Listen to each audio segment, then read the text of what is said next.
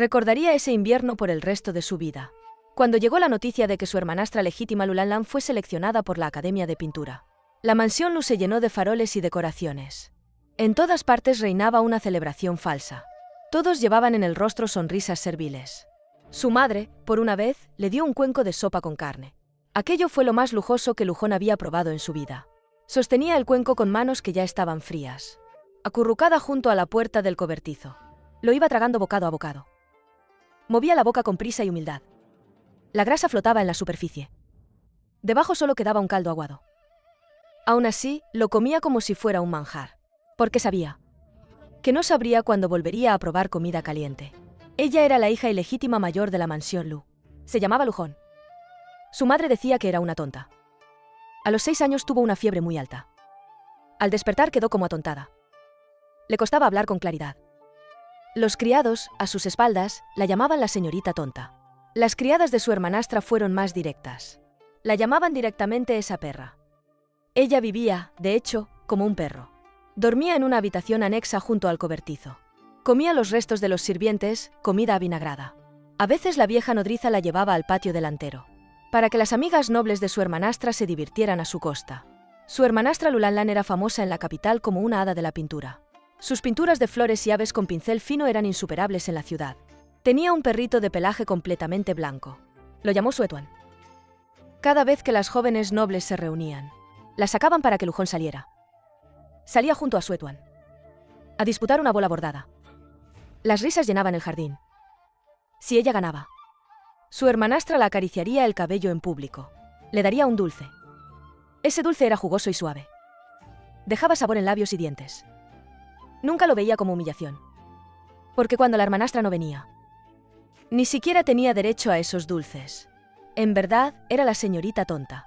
Pero incluso la señorita tonta guarda recuerdos. Recordaba a su madre. Fue hace mucho tiempo. Tan lejos que casi no recordaba su rostro. Solo le quedaba la ternura de una mano. Su madre también pintaba. Pintaba mariposas. Pintaba flores y aves. Pintaba montañas verdes y pájaros al vuelo. Su madre sonreía y la llamaba gatita. Después murió su abuelo materno. No entendía qué significaba deber la plata del Estado. Solo sabía que se lo habían llevado. Su abuelo era un pintor famoso de Longxi. En la casa guardaban una reliquia de la dinastía anterior, rojo primaveral bajo la lluvia. En esa pintura había un poema sobre los pétalos y la lluvia roja. En esa pintura había un poema. Cuando la juventud se acerca al ocaso, los pétalos de durazno caen como una lluvia roja. Su abuelo cuidaba esa obra como si fuera su vida. Nunca mostraba rojo primaveral bajo la lluvia a nadie. El príncipe de Swan quería esa pintura. Y por eso vinieron los enviados de la corte a llevárselo. La golpearon hasta dejarla casi muerta en la cárcel. Esa noche, el carrito de su padre volvía cargado con 100 monedas de oro. Regresó en la oscuridad. Desde entonces, la carrera de su padre despegó. La princesa de Swan hizo de casamentera en persona. Logró que su padre se casara con una doncella de familia noble. Y su madre fue degradada, de esposa legítima a concubina, con todos los honores. A partir de entonces su madre quedó postrada y enferma. Pasaba los días lavándose la cara con lágrimas. En su aturdimiento, repetía una y otra vez ese verso. Su hermanastra legítima, Lulanlan, lloró diciendo que la madre intentaría empujarla al lago. La madrastra, furiosa, le rompió de un golpe la mano que tanto pintaba montañas y pájaros. Los 10 dedos quedaron destrozados. Carne y sangre hecha un amasijo. Ella corrió llorando al estudio de su padre. Su padre tenía a la hermanastra sollozando en su regazo. No dijo ni una palabra. Eso fue su aprobación. En la noche, el cochero envolvió a su madre con una estera raída y se la llevó aún con signos de vida. Ella se lanzó contra la puerta cerrada del patio. La golpeó con todas sus fuerzas. Rascó la madera. Gritó hasta quedarse sin voz. Llamó a su madre. Llamó a su padre. Pero toda la mansión lo estaba en silencio, como una tumba. Nadie le respondió. A altas horas de la noche, lloró hasta desmayarse. Cuando despertó, había quedado convertida en la señorita tonta. Solo una cosa no olvidó, su habilidad con el pincel. Con su pincel como espada. Acechaba en las sombras, esperando el momento para destrozar a esa familia hipócrita. Quizá fue porque aún podía pintar por su hermanastra legítima, que la matriarca mostró una falsa misericordia. No la mandó a reunirse temprano con su madre. Aquel año, la corte fue a cazar a Su Zhou. Su padre, como alto ministro, se fue con toda la familia. Su hermanastra, con la excusa de jugar. La engañó y la llevó al fondo del campamento. En un montón de hierba seca encontró a un hombre gravemente herido. Él dijo llamarse señor Sie, que era un mercader de paso. Atacado por bandidos.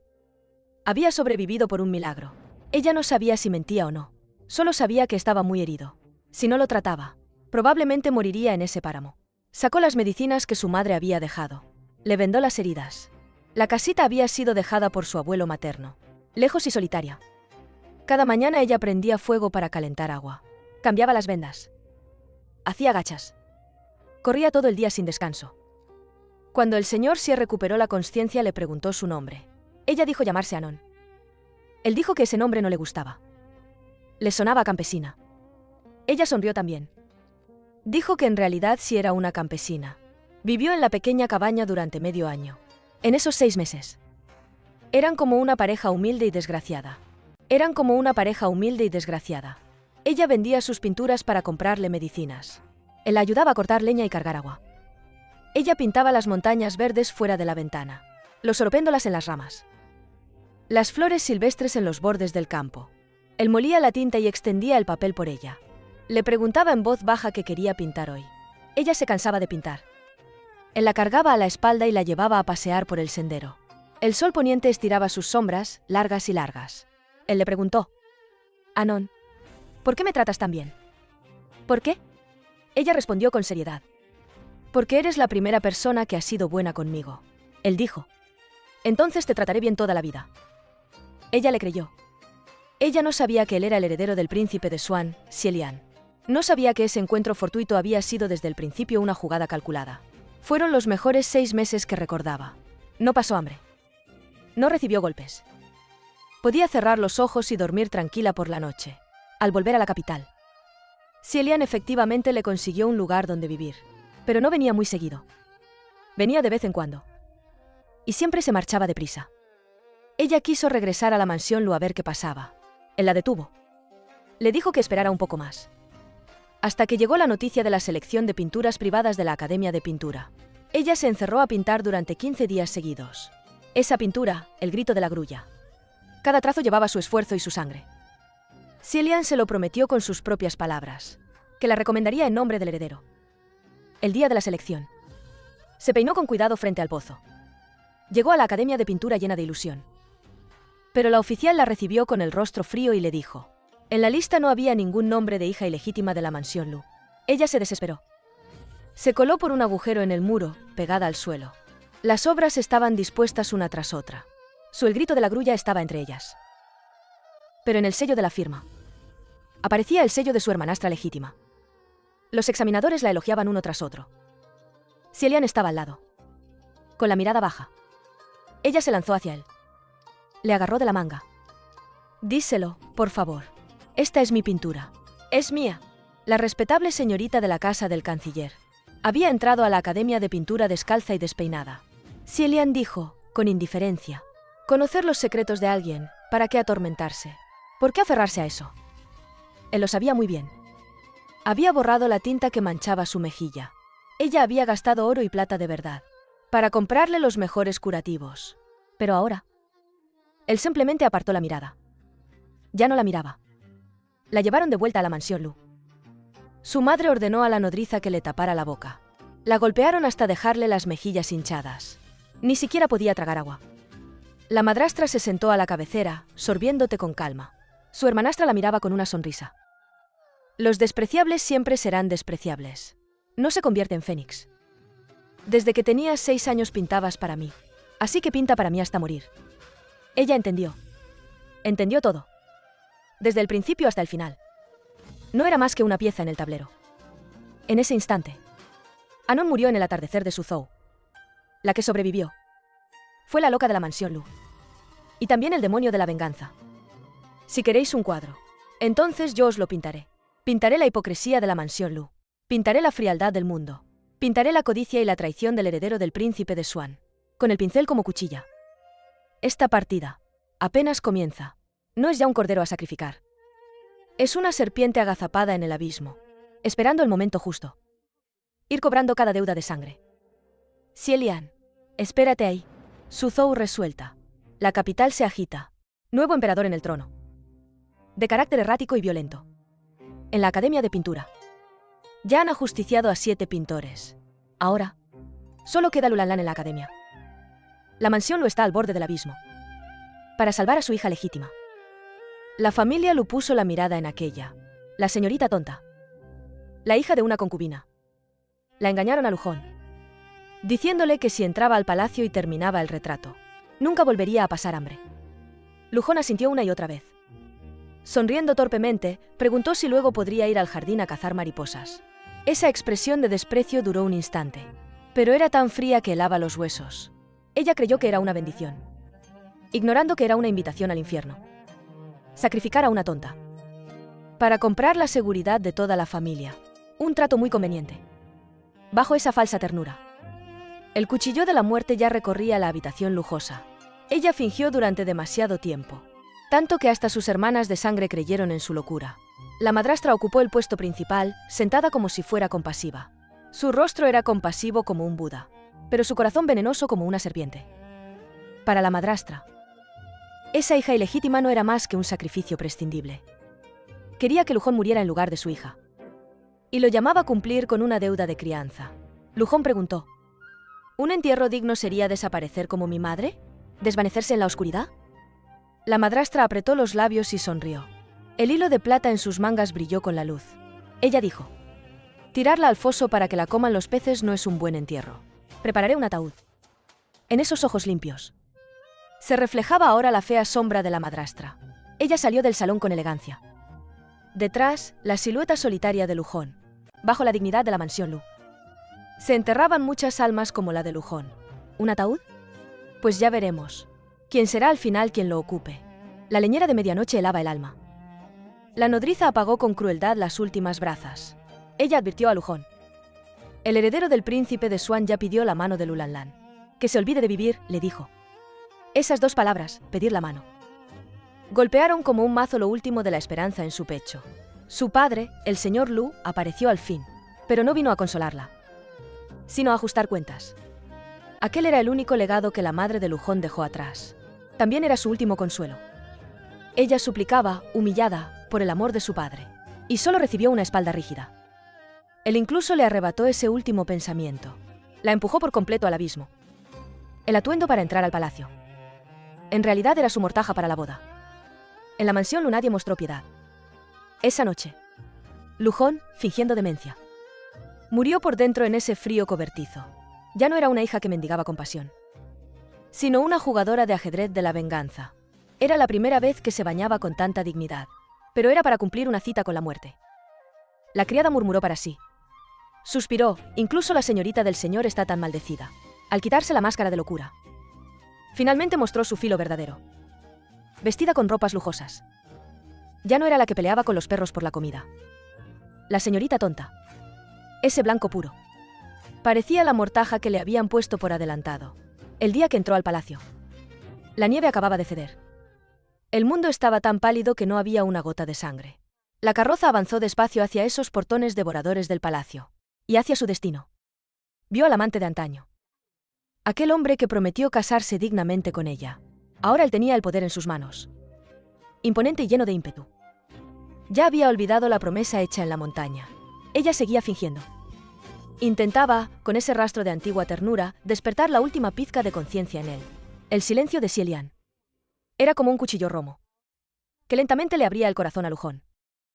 No es que él no recordara, sino que no se atrevía a hacerlo. Esos recuerdos ahora eran una mancha en su nombre. Ella conocía la verdad, pero quería oír con sus propios oídos cómo él tejía sus mentiras. Él no se atrevía a mirar esos ojos claros, porque allí se reflejaría su alma fea. Esa orden cerró por completo la línea divisoria entre 2 mundos. Ella dijo: tengo dinero. Quiero cambiarlo por una linterna de conejito del viejo acuerdo. Esa frase, compórtate, en realidad era una súplica para que ella muriera, para que dejara de perseguirlos. El último atisbo de ternura se hizo añicos entre el frío ruido de cascos. Esparció sus fragmentos por todas partes. Por fin ella comprendió. Fue Xielian quien la recomendó personalmente, para que ocupara esa senda sin salida. A partir de entonces, no habría más Anon en este mundo. Solo quedaría Lujón, consumida por la venganza. Ella entró sola en la ciudad prohibida. Afrontaría al emperador, ese loco de temperamento cruel del que tanto se rumorea. Aquí yace el cementerio de pintores de la Academia de Pintura. También fue el inicio de su renacimiento. El nuevo emperador toma el trono. Siniestro y altivo. Bajo su túnica imperial negra se oculta un inmenso deseo de matar. La forma en que mira a Lujón es como la de una fiera observando a la presa a punto de ser devorada. 7 víctimas seguidas. Lo que busca es una obra capaz de trazar su alma. Quiere ver ¿qué tiene de distinto este chivo expiatorio que presentó la mansión Lu? En realidad, ¿qué lo hace diferente? Ella toma el pincel como arma. Frente a un emperador loco, colocó la primera pieza. Ese trazo no solo retrata al emperador, sino también la profunda venganza que ha guardado durante años. El lunático se topa con la estratega. Este juego de poder apenas comienza. En lo profundo del Palacio Prohibido, ajustará cuentas con todos. Hasta renacer. Antes de la audiencia con el emperador, solo pidió una cosa. Tiene hambre. El emperador tras la cortina de perlas, de quien se rumorea que tiene un humor cambiante. Es un lunático sanguinario, pero ella no tiene miedo a esa sensación de ser juguete del destino. La conoce demasiado bien. Hizo una pregunta absurda. ¿Tú prefieres a papá? ¿Todavía prefieres a mamá? Hace muchos años. La niña que rompió la cometa también lloró así y preguntó. Ella dijo que haría un fénix que renace del fuego para regalárselo. Ese fue su primer lazo. La promesa de vida o muerte escrita en la palma. Sin embargo, el gran incendio del 7º año de la era Jintai consumió toda la inocencia. La princesa Changle, Guanxi, el heredero quedó desfigurado. Desde entonces hubo en el mundo un loco que usaba máscara. La verdad se reveló en ese instante. Resultó que ella siempre la había estado esperando. La muerte del emperador. Su servidora Lujón ruega a su Alteza que ascienda al trono. La noche en que el príncipe de Swan alzó tropas para rebelarse, se convirtió en su última guillotina. Con ese corte, fue por Anon. Y también por ese amor que pisotearon. Los pétalos de durazno caen como una lluvia roja. Toda esta sangre sobre el papel. Es el mejor memorial. Lo traté bien. Porque era el más útil. Cielian, al final no eres más que una ficha. Los rebeldes fueron ejecutados. Los vestigios del viejo régimen fueron purgados esa noche. Parientes y hermanos. Matar o no matar. Esta vez, ellas eligieron la misma respuesta. El padre que antes imponía respeto. Ahora no era más que un perro derrotado, abandonado por el poder. Ella trajo el último aperitivo. Era su favorito. Y también la moneda más letal. Si eran una pareja enamorada, deberían estar juntos incluso en la muerte. Que beba sin parar. El vino no alcanzará la tumba de Liu Ling. La mansión Lu se ha disuelto. Al cruzar ese umbral, ella cortó de raíz lo llamado Lujón, su pasado. Las antiguas casas nobles empezaron a recibir noticias de muerte. En este mundo, ya no existía la mansión Lu. Se estableció la nueva dinastía. El Fénix renace. Ese cuadro se convirtió en un tótem eterno. La princesa Changle, resucitada, la que se sentaba en el trono, ya no era esa loca. Los pintores que se decía estaban muertos. Milagrosamente recobraron la vida. Ella pintó al emperador más auténtico. Un lado desfigurado. El otro, de una belleza absoluta. El Fénix renace en llamas. ¿Para qué importarle las plumas? Así es su camino. La vida es demasiado larga. Tan larga que vivió demasiadas despedidas. Y, a la vez, demasiado corta. Recordó los días en los campos de Suzhou. Esos momentos robados. La única pureza. Yo te prefería. Lástima. Ya nadie podrá oírlo. Leer sin un final. Los condena para siempre. Y ella eligió su propio final. Renació en llamas. A partir de entonces, vivió solo para sí misma. Los recuerdos se fueron con el viento. La partida del poder apenas comienza. Ella es la cronista de esta época. Y la que mueve las piezas del poder. El reino muestra un nuevo rostro. Esas sombras, esas podredumbres, ya se han ido con el viento. Se volvieron las únicas aliadas. En lo más alto, contemplan juntas estas tierras infinitas. El Fénix renace. Al fin, un cierre absoluto.